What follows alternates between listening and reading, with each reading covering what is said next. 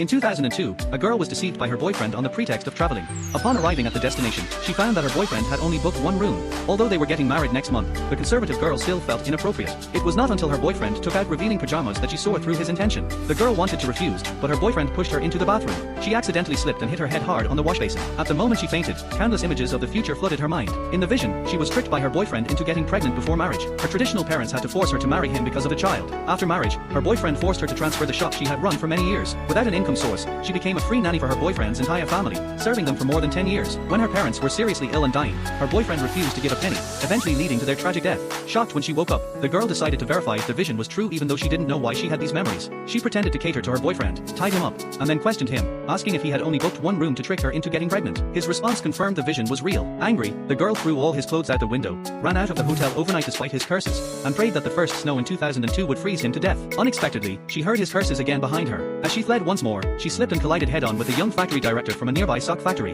Their eyes met, and the man instantly fell in love at first sight. The girl also recognized him as the promising young factory director in the area. She remembered from the vision that he would be in a traffic accident due to bad weather while traveling to the south the next day. She hurried forward to stop him, but failed to change his mind. He said the opening of the new factory was urgent and he had to go in person before leaving with his assistant. Watching his departing figure, the girl could only worry about him silently. Surprisingly, the man returned shortly after leaving. Noticing the girl was thinly dressed and alone outside, he took off his gloves and gave them to her before leaving with peace of mind. This kind gesture made the girl decide to let go of her worries and help him avoid the disaster. She chased after the factory director and directly proposed a choice: marry me or avoid the disaster. Take your pick. Following the principle of better safe than sorry, the man agreed to marry her, and they went to the Civil Affairs Bureau the next day. Before registering, the girl took out a signed divorce agreement, explaining that she only wanted to help him avoid the disaster and they would get divorced once the danger passed. Sure enough, the next day when the man returned to his company, he saw his assistant and workshop director waiting while holding his portrait. They were terrified when they saw him, and only realized he was alive when they touched his warm body. The factory director explained he hadn't gone to the south. Instead, he had married the girl. His employees worried he was being scammed into a flash marriage right after breaking up with his fiancée, but he showed them the divorce agreement to prove it was just a disaster avoidance arrangement.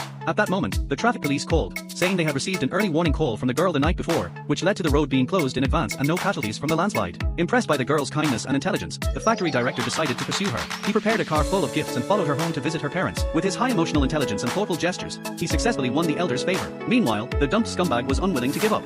He brought thugs to the girl's shop to make trouble, forcing her to transfer the store. The factory director arrived in time. He bribed the thugs with double pay, convincing them to take down their banners and instead hold new ones outside the scumbag's factory, exposing his evil deeds of oppressing his ex and seizing her property. After the crisis was resolved, the girl proposed fulfilling the divorce agreement, but the factory director refused on the grounds of avoiding gossip. That night, her mother-in-law specially asked him to stay and arranged for them to share a room. As the factory director frowned at the 1.2-meter wide bed, the girl walked into the room holding a set of clothes.